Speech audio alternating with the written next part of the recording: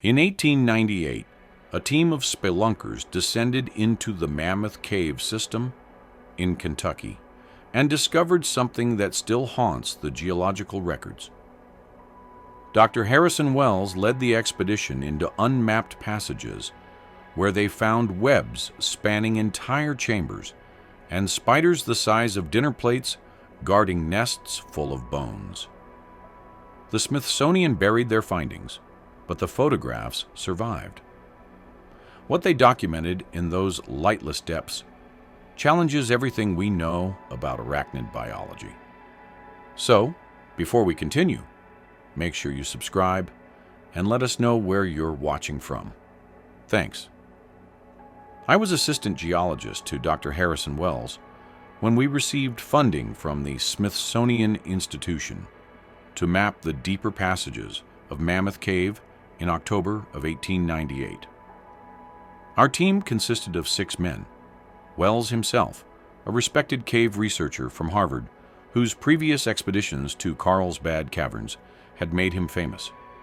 Myself, Thomas Brennan, fresh from the Colorado School of Mines, with theories about underground ecosystems. Samuel Morrison, our photographer and cartographer, who had documented the first explorations of Yellowstone. Jacob Hoffman, a German immigrant and former alpine guide who served as our rope specialist. Deputy Sheriff Frank Hutchins, assigned by the county for our safety after 3 previous expeditions, had vanished without explanation. And Father Michael O'Brien, a Jesuit priest and natural historian who had volunteered to document any historical artifacts we might discover. The disappearances had started in 1895. Professor Martin Blackwood from the University of Kentucky had led the first expedition into the deeper cave system. His team of 4 researchers had been found 3 days overdue, their equipment scattered throughout a passage now known as Blackwood's Chamber. The men showed signs of extreme terror before their deaths, but no evidence of violence from any known cave hazards. The second expedition, led by commercial cave guide William Fletcher, had met a similar fate in 1896. Fletcher himself was found alive, but catatonic, mumbling about the spinners in the dark until his death in an asylum 6 months later. The third disappearance occurred in early 1897. A team of naturalists from the Chicago Academy of Sciences had obtained permission to collect specimens from the cave's deepest levels. They were discovered after a week-long search, their bodies positioned in unnatural arrangements within a previously unknown chamber. The men had been wrapped in some kind of silk-like substance, partially dissolved, but still recognizable.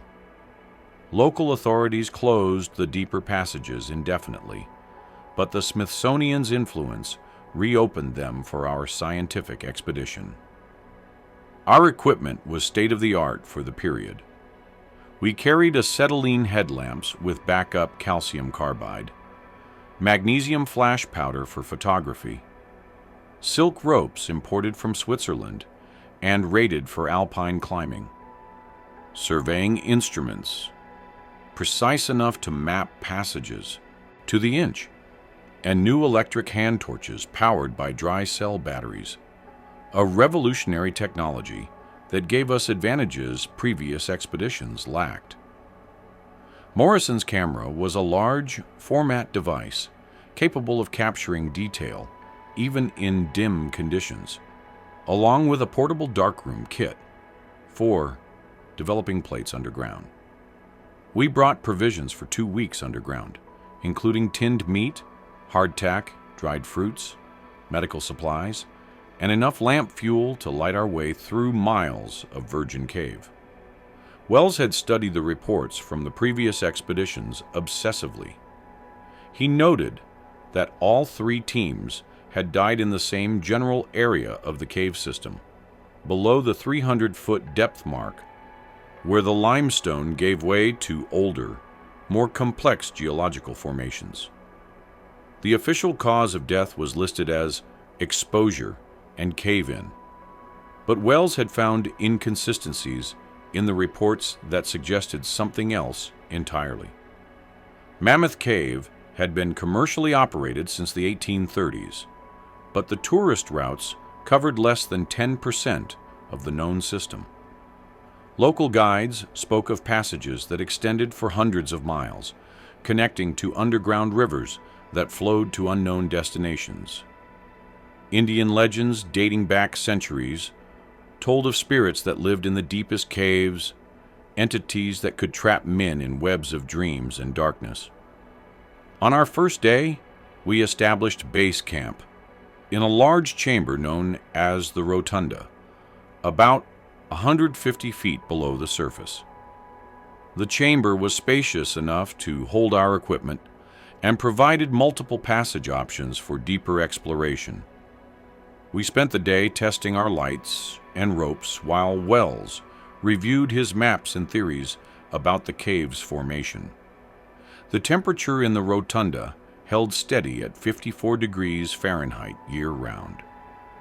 The air was humid but breathable, carried through the system by unknown air currents that suggested vast spaces deeper in the earth.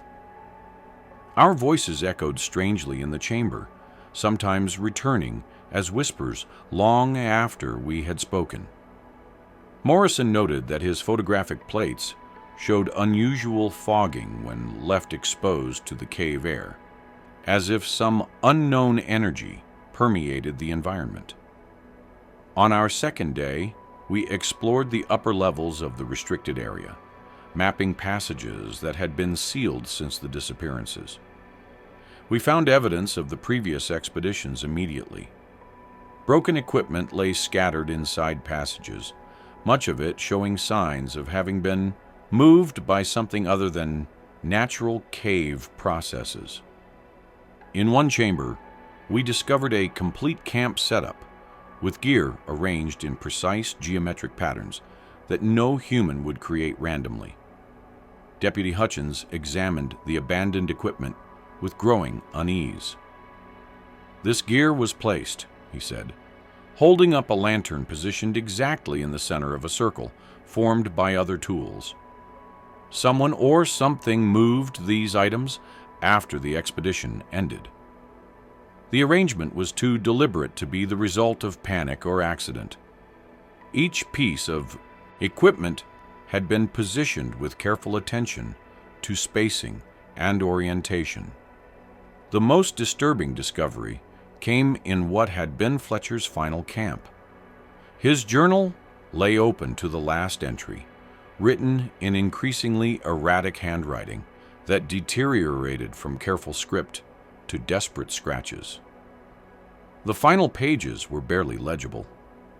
They watch from the ceiling, 8 eyes reflecting our lights.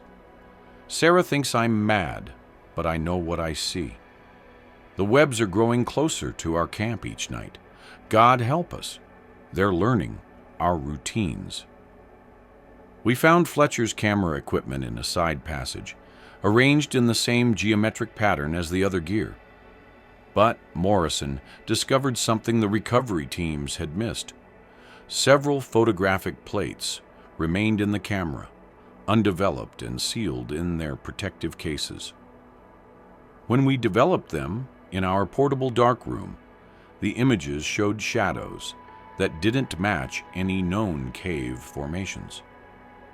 Large, moving shapes appeared in multiple exposures, always at the edge of the light. "These could be photographic artifacts," Morrison said, but his voice lacked conviction. The shapes appeared too consistently across different plates to be mere accidents of development. They showed structure and purpose, moving through the cave environment with obvious familiarity. In one image, what appeared to be multiple eyes reflected the camera flash from a ceiling position. On our third day, we found the entrance to what locals called the Devil's Throat. It was a vertical shaft that plunged straight down for nearly 200 feet before opening into a horizontal passage system. The air that rose from below carried an odd smell, musty and organic, like a root cellar that had been sealed for years. But beneath the mustiness lay another scent, sweet and cloying, that reminded me of honey mixed with decay. Our guide, Ben Tucker, refused to descend with us despite the extra payment Wells offered. Tucker was a third-generation cave guide whose grandfather had explored Mammoth Cave before it became a tourist attraction. He claimed his family had always known to avoid the Devil's Throat and the passages beyond it. "My granddaddy told stories," Tucker explained as we prepared our ropes. "Said the Indians knew about things living down there, things that weren't quite animal and weren't quite spirit. They left offerings at the entrance, tobacco and food, to keep them satisfied. When the white folks started exploring, they ignored the warnings." Tucker's grandfather had been one of the original guides who helped establish the cave's tourist routes. He had participated in early mapping expeditions, but always refused to go below the 200-foot level. According to family stories, he had once descended into the Devil's Throat with a group of scientists in 1854. He emerged alone 3 days later, his hair gone white and his mind shattered. He spent the rest of his life warning people away from the deeper passages. We rappelled down in pairs, with Hoffman going first to secure our lines. The shaft walls were smooth limestone, carved by water over millions of years. Strange formations jutted from the rock at irregular intervals, twisted and delicate like frozen tree branches. As we descended, our lights revealed that these weren't mineral formations at all. They were silk structures, hardened and ancient, but unmistakably organic. The silk formations grew more complex as we descended. What had appeared to be simple branch-like protrusions at the surface revealed themselves as sophisticated anchor points for an elaborate suspension system. Strands as thick as rope extended into the darkness below, supporting structures we couldn't yet see clearly. The formations showed signs of regular maintenance. Some strands appeared fresh and flexible, while others had hardened with age. Hoffman tested the strength of one strand and found it could easily support his full weight. "This is stronger than any rope we carry," he reported. The silk had a slight luminescence that became more apparent as our eyes adjusted to the environment. It wasn't bright enough to provide useful illumination, but it created a subtle network of glowing lines throughout the shaft. The passage at the bottom stretched beyond our lights in both directions. The ceiling rose 30 feet above us, disappearing into darkness that our acetylene lamps couldn't penetrate. But what commanded our attention were the webs. They spanned the entire width of the passage, layer upon layer of silk so thick it seemed solid. The strands were not the delicate threads of common spiders, but cables as thick as rope, gray-white and slightly luminescent in our lamplight. The web structures showed obvious intelligence in their construction, rather than the random patterns typical of spider webs. These formations displayed geometric precision that suggested advanced engineering principles. Hexagonal chambers were connected by tunnel networks, creating a three-dimensional city that filled the entire passage. Support strands were positioned to distribute weight evenly, and the overall architecture showed adaptations for different functions. Morrison set up his camera and began documenting the formations. Through his lens, we could see details invisible to casual observation. The silk showed different textures and thicknesses depending on its purpose. Structural elements were thick and rigid, while connecting threads remained flexible.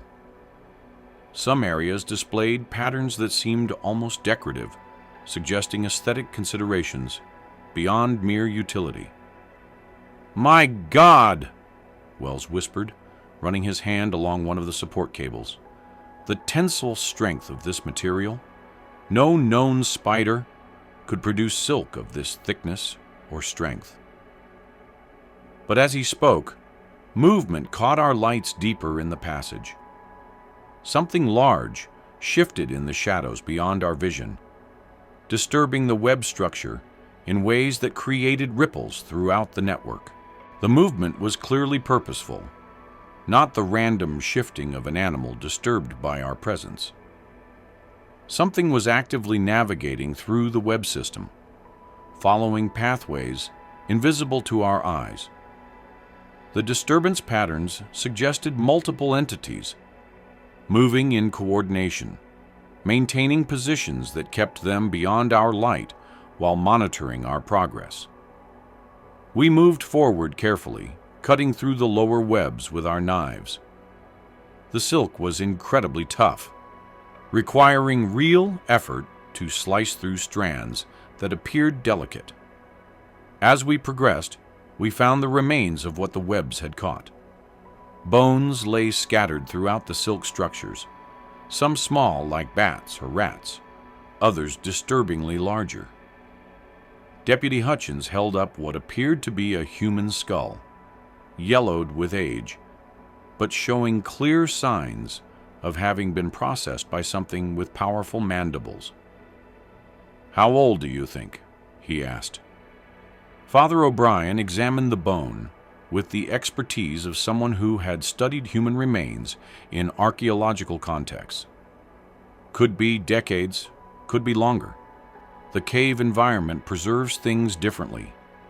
But the processing patterns, he pointed to precise holes drilled through the bone. This suggests feeding behavior more sophisticated than simple predation. The bones showed evidence of having been sorted and arranged systematically. Larger bones were positioned in specific areas, while smaller fragments were gathered into neat piles. Some bones showed signs of having been modified, carved or shaped for purposes we couldn't determine. The arrangement suggested intelligence and purpose beyond simple feeding behavior. But there were fresh bones, too, still bearing traces of flesh and sinew. Something was actively hunting in these passages, and recently, Hutchins identified remains that could have come from the missing expeditions, though the processing made definitive identification impossible. The freshness of some material suggested ongoing activity rather than ancient remains. 50 yards into the web complex, we found the first nest. It occupied a natural chamber off the main passage, a dome-shaped room 20 feet across. The entire space was lined with silk, creating a smooth white surface, broken only by darker patches where organic matter had been incorporated into the structure.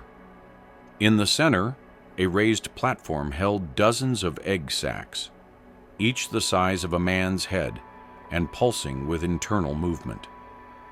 Morrison photographed everything while Wells took detailed measurements. The egg sacs were translucent enough to show dark shapes moving inside.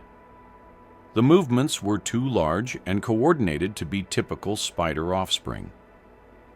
As we watched, one of the sacs began to split along a seam that appeared designed for emergence, suggesting these weren't random egg cases, but engineered nurseries. What emerged defied every principle of arachnid biology we had learned. The creature was the size of a dinner plate, dark brown with lighter stripes, across its carapace that seemed to shift pattern in our lamplight. 8 legs, each as thick as a man's thumb, moved with deliberate precision that spoke of advanced neural coordination. But the most disturbing feature was the head region.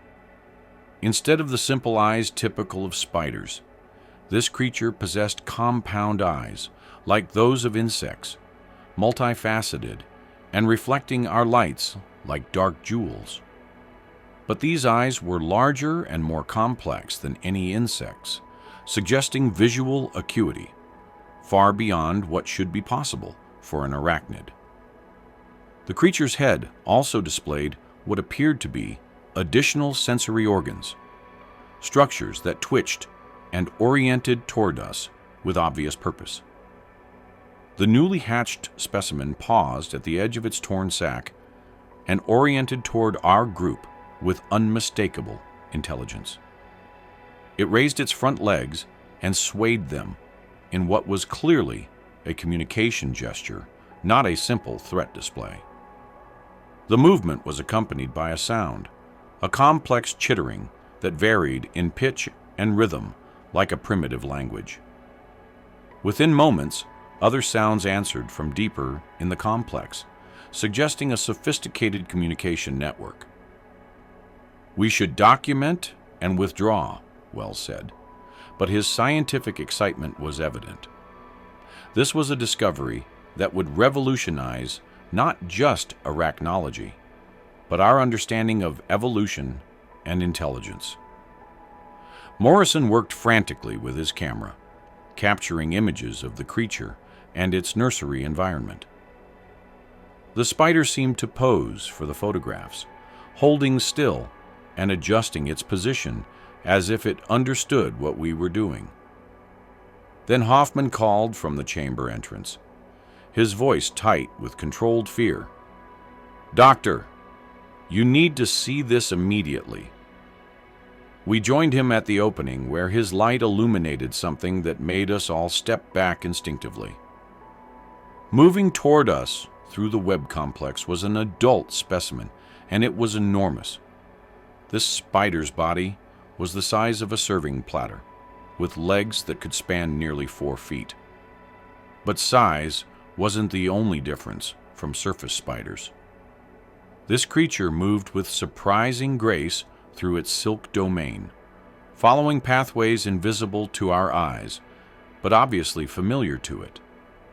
The body showed adaptations for its cave environment, with enhanced sensory organs and modifications for three-dimensional movement through complex web structures.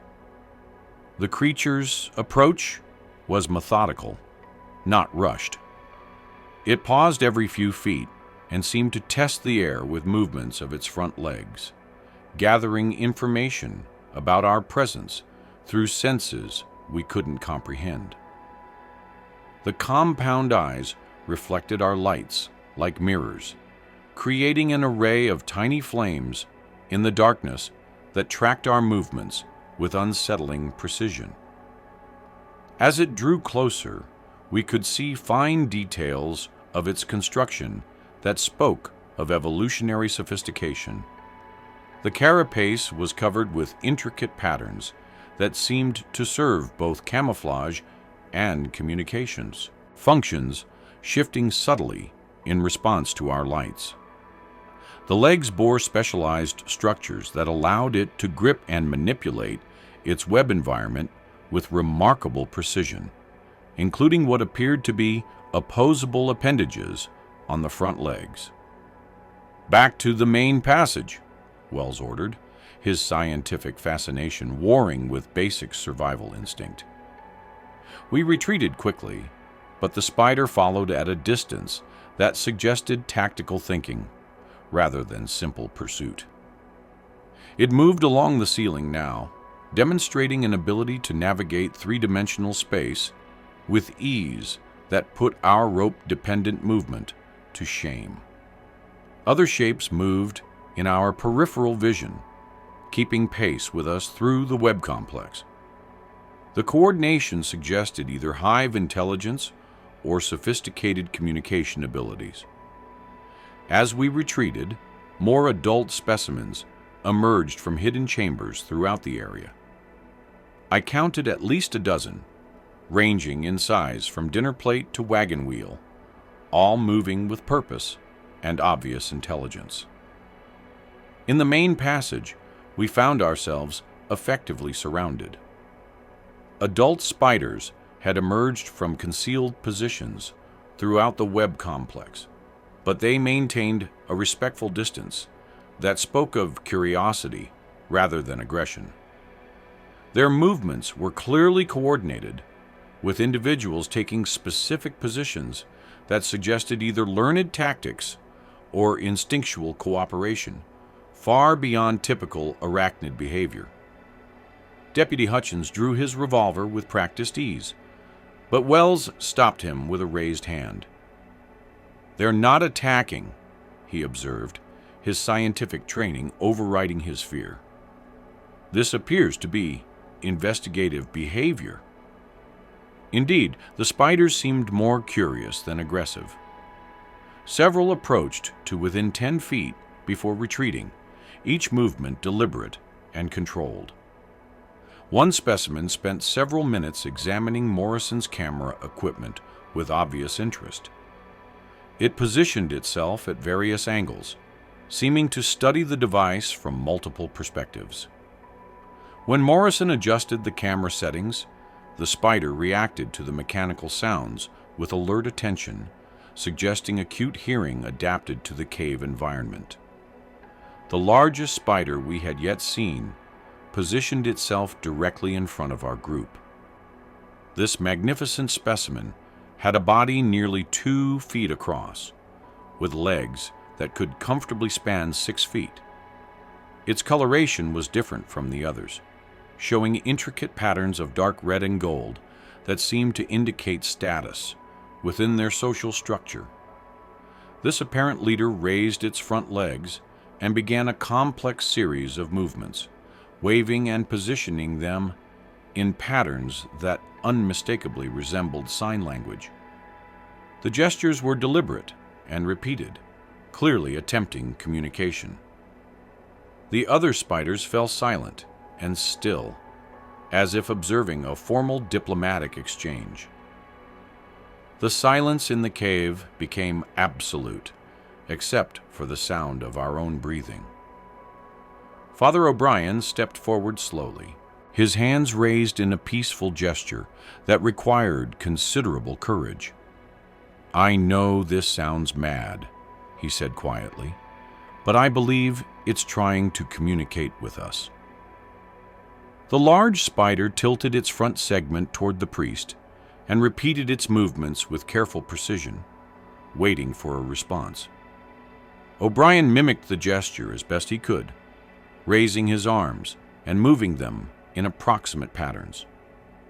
His movements were clumsy compared to the spider's fluid coordination, but the intent was clear.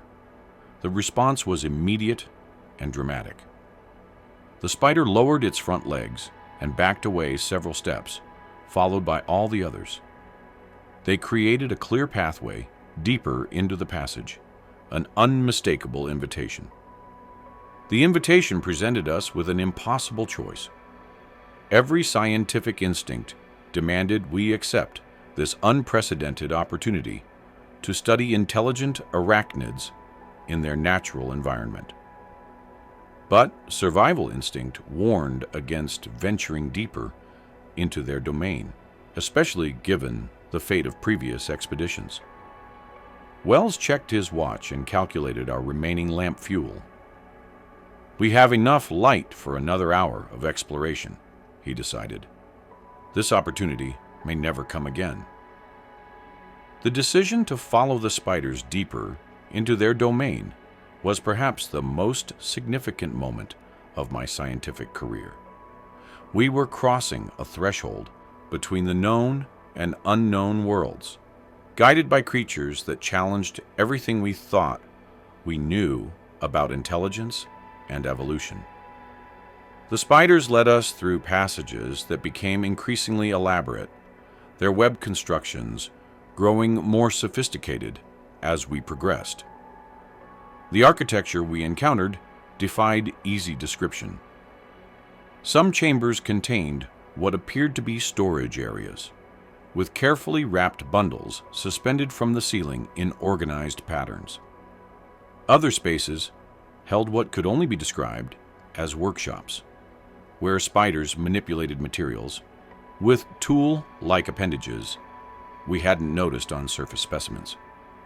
The entire complex showed evidence of planning and purpose that suggested civilization rather than mere animal behavior.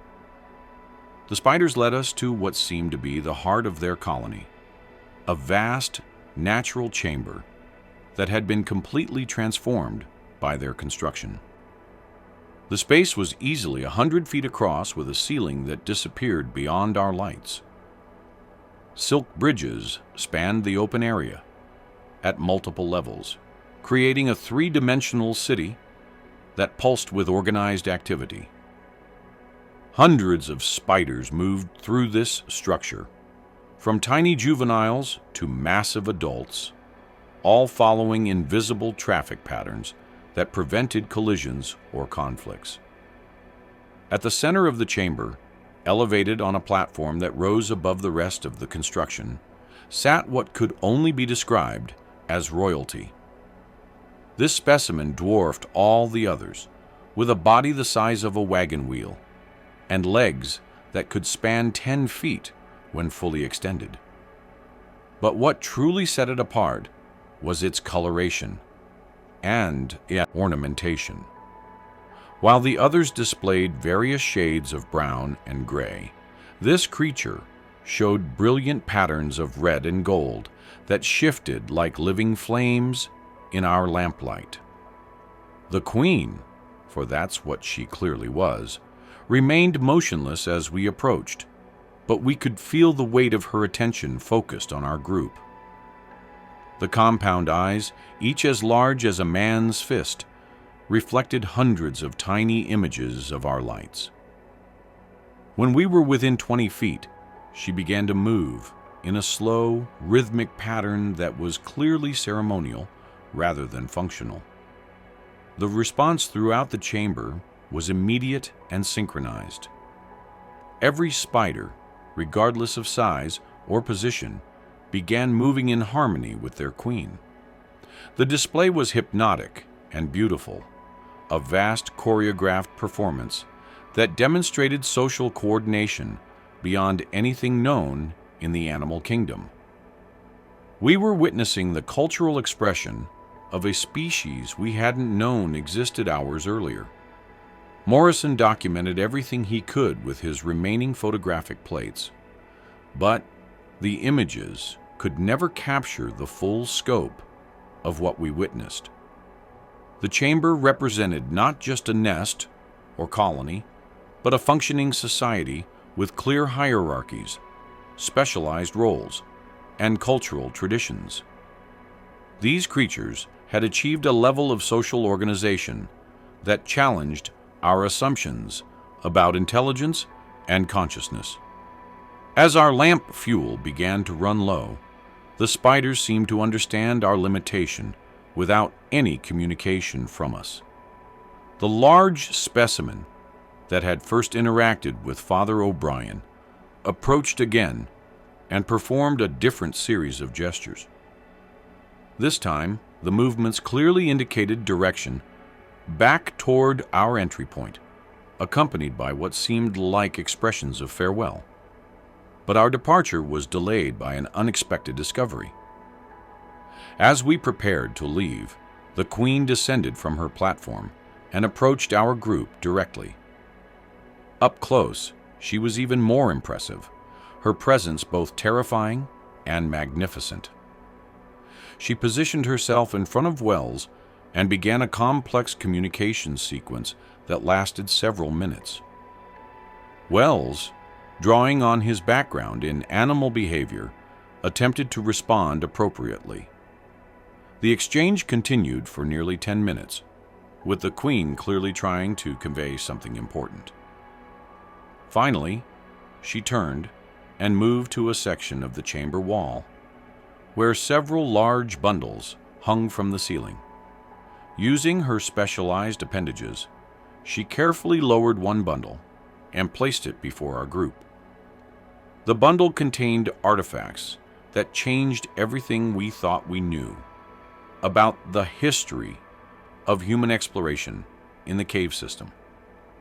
Wrapped in silk were items that clearly came from much earlier expeditions than the ones we knew about. A brass compass dated 1823, journal pages written in Spanish that mentioned Los Tejedores de la Oscuridad, the Weavers of Darkness, and most remarkably, detailed drawings of the spider colony created by someone with considerable artistic skill. The drawings showed the chamber much as we saw it, but with notable differences that suggested the colony had grown and evolved over decades. The architectural details in the drawings were more primitive, indicating these creatures had been developing their civilization for generations. Most disturbing were the human figures in some drawings, apparently living peacefully among the spiders rather than being held as prisoners or prey. Father O'Brien examined the Spanish journal pages with growing excitement. This appears to be from a conquistador expedition that was lost in the 1540s, he said. The writing describes a search for gold that led them into cave systems. But listen to this. The great weavers have shown us wonders beyond imagining.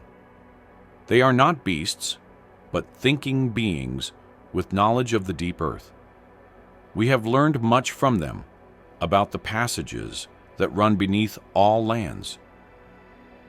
The implications were staggering. These creatures had been in contact with humans for centuries, carefully managing those encounters to remain hidden from the surface world. The artifacts suggested some humans had even lived among them, perhaps by choice. The careful preservation of these items indicated the spiders valued the memory of past encounters and had been waiting for the right humans to share their history. The journey back through the web complex was surreal and melancholy. Dozens of spiders lined our path, watching our departure with what seemed like genuine sadness. Several of the smaller specimens followed us for considerable distances, chittering in ways that sounded like farewells. When we reached the climbing shaft, they maintained their distance and watched us ascend with obvious intelligence. As we climbed toward the surface, the full weight of our discovery began to settle on us. We had encountered a hidden civilization that challenged every assumption about intelligence, evolution, and the history of human exploration. The artifacts we carried proved that contact between humans and these creatures stretched back centuries, carefully hidden from official records and scientific knowledge. Back on the surface, we faced an immediate and complex dilemma.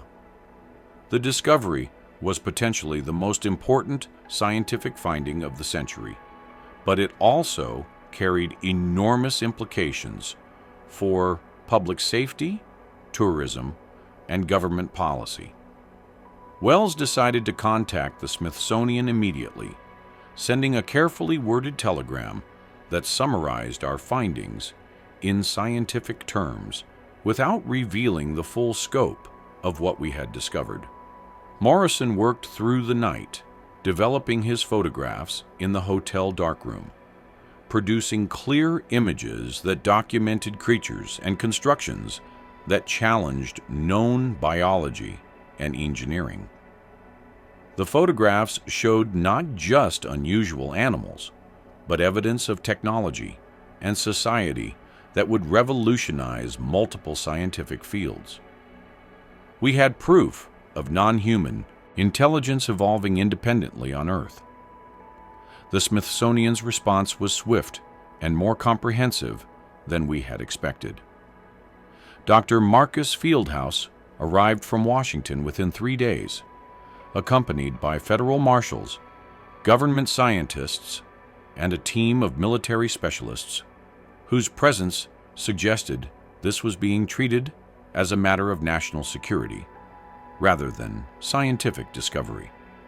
Fieldhouse was a tall, thin man with the pale complexion of someone who spent most of his time in laboratories and government offices. His manner was polite but firm as he explained the situation. "Gentlemen, you have made a discovery of unprecedented importance, but also one that presents significant challenges to public order and national security. These creatures, if they exist, as you describe, represent a potential threat that must be carefully managed. They confiscated all our materials within hours of Fieldhouse's arrival. Morrison's photographs, Wells's detailed notes, the artifacts given to us by the Spider Queen, our maps of the web complex, everything disappeared into locked cases that were immediately loaded onto a special train bound for Washington.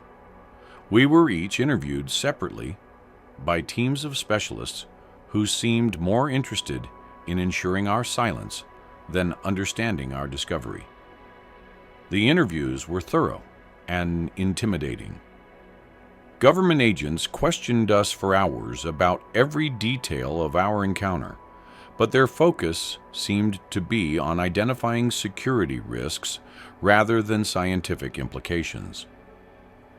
They were particularly interested in the evidence of long-term human contact with the creatures, suggesting this discovery had political ramifications we couldn't understand. Dr. Fieldhouse explained the government's position in a private meeting with Wells that lasted most of one afternoon.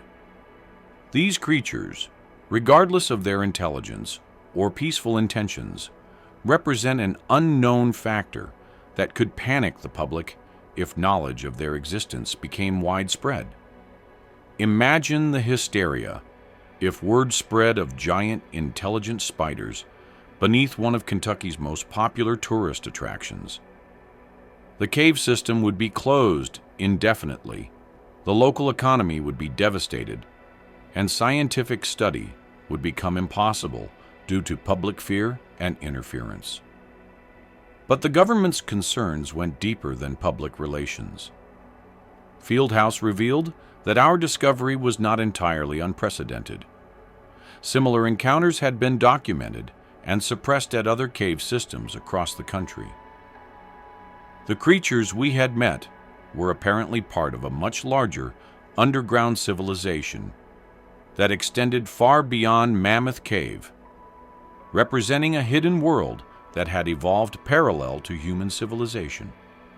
We have evidence of similar colonies in at least 12 other cave systems from Virginia to New Mexico.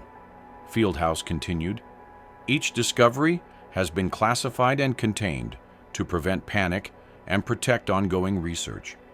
Your encounter is thus significant because it represents the first documented peaceful contact with what appear to be the most advanced specimens we have encountered.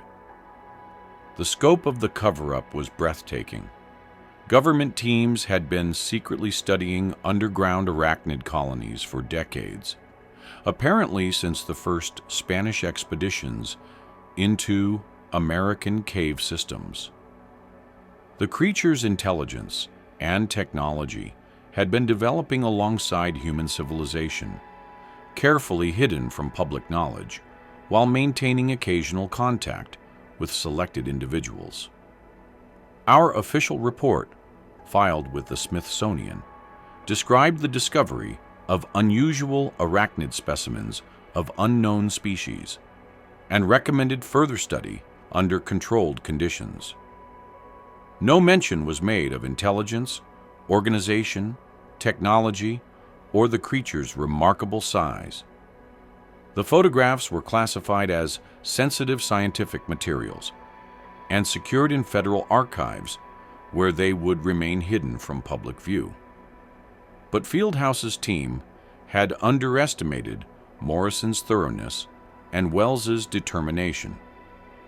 Morrison had hidden duplicate prints of several key photographs before the confiscation, and Wells had kept detailed copies of his field notes in a safety deposit box in Louisville. Over the following months, they attempted to interest other scientific institutions in mounting return expeditions to verify our findings. Every inquiry was met with polite refusal and suggestions that they focus their research elsewhere. Universities that had previously competed for Wells's expertise suddenly found their funding dependent on avoiding controversial cave research. Morrison discovered that his photographic supplies were being monitored, and several attempts to develop his hidden plates resulted in mysterious equipment failures. The pressure campaign was subtle but effective. Wells found himself gradually excluded from geological societies and research opportunities. Morrison's photography business suffered as clients mysteriously canceled contracts.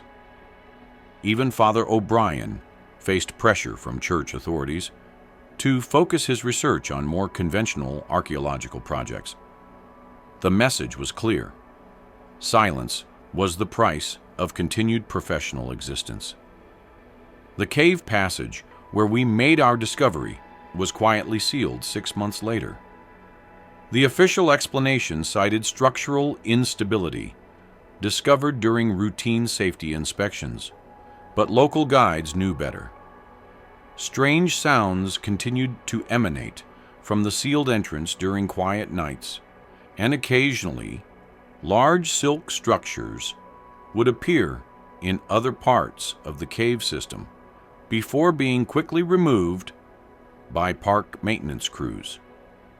The Park Service began restricting access to an increasing number of passages, always with vague explanations about safety concerns or ongoing geological studies. Experienced guides noticed that the restrictions seemed to follow a pattern, closing off areas that connected to the deeper passages we had explored. Within 2 years, nearly half the cave system was off limits to public tours. I left academic geology after the incident and took a position with a mining company in Colorado. But the change in location didn't diminish my fascination with what we had discovered. The mountains of Colorado contained extensive cave systems, and I found myself drawn to explore them during my free time.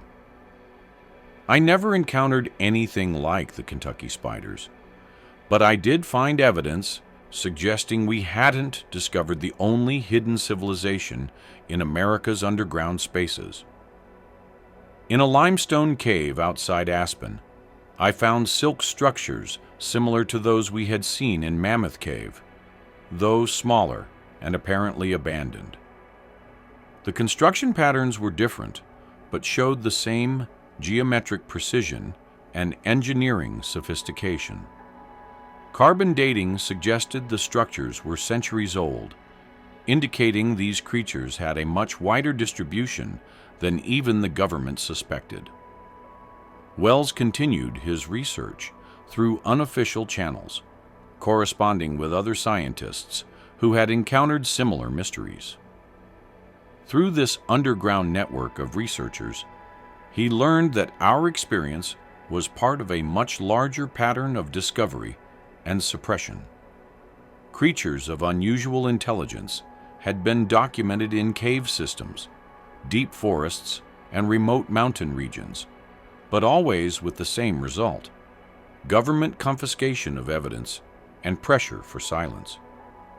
Morrison abandoned photography altogether and opened a hardware store in Louisville.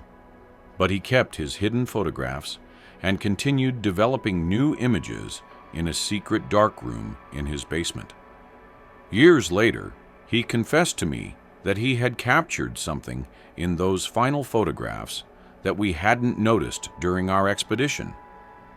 Evidence that the spiders were in communication with other underground settlements, possibly across vast distances.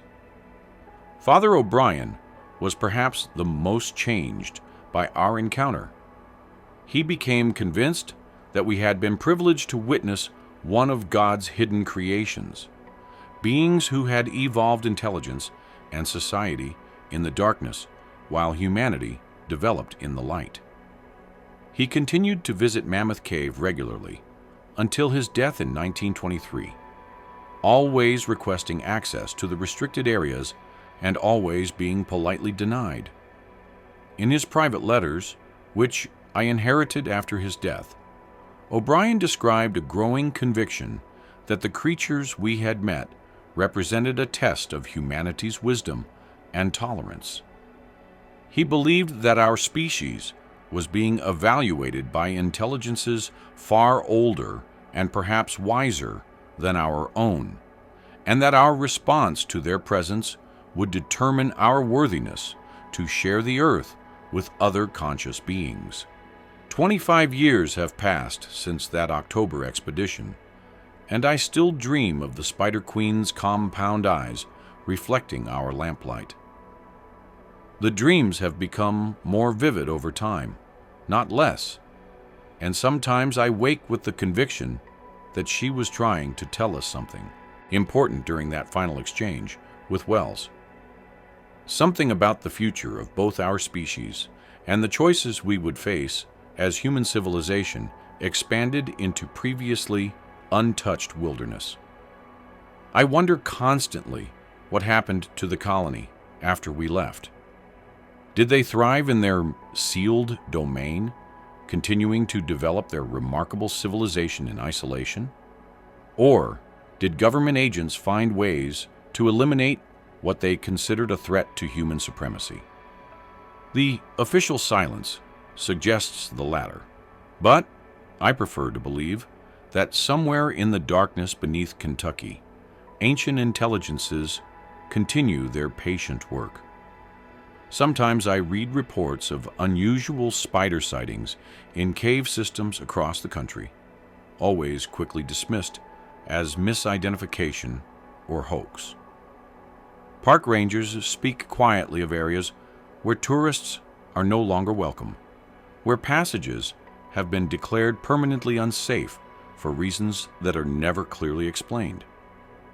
The web of secrecy around America's cave systems has grown as complex as anything the spiders themselves ever constructed. In recent years, I have noticed an increase in these restricted areas, suggesting that the government's knowledge of underground civilizations has expanded significantly since our initial discovery. New cave systems are being closed to public access with increasing frequency, always with explanations that don't quite make sense to experienced spelunkers. The pattern suggests ongoing discoveries that continue to be suppressed, but the truth remains hidden in government archives, waiting for a time when humanity is mature enough to acknowledge what we discovered in those limestone chambers. In the deepest caverns of Kentucky and beyond, intelligence evolved in forms we never expected, creating civilizations that challenge our assumptions about consciousness, society, and our place in the natural world. The photographs exist somewhere in federal storage, proof that we shared our planet with beings whose evolution took a radically different path from our own.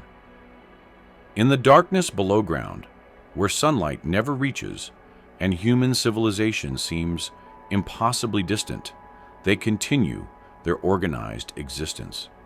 They build, they communicate, they remember, and they wait. And sometimes, when conditions are right and brave, explorers venture into unmapped passages. They offer glimpses of their hidden world to those wise enough to approach with respect rather than conquest. The question that haunts me is whether humanity will prove worthy of such trust, or whether fear and ignorance will drive us to destroy what we don't understand. In my final years, I have come to believe that our encounter in 1898 was more than a scientific discovery. It was a test. The spiders were evaluating our species, measuring our capacity for wonder, respect, and peaceful coexistence. The government's response of secrecy and suppression may have provided the answer they were seeking. But perhaps there will be other opportunities, other meetings between surface and underground civilizations. Perhaps the next generation of explorers will be wiser, more open to the possibilities that exist in the hidden spaces of our world. Until then, the truth waits in darkness, tended by creatures whose patience spans centuries and whose memories preserve the history of every human who has entered their domain.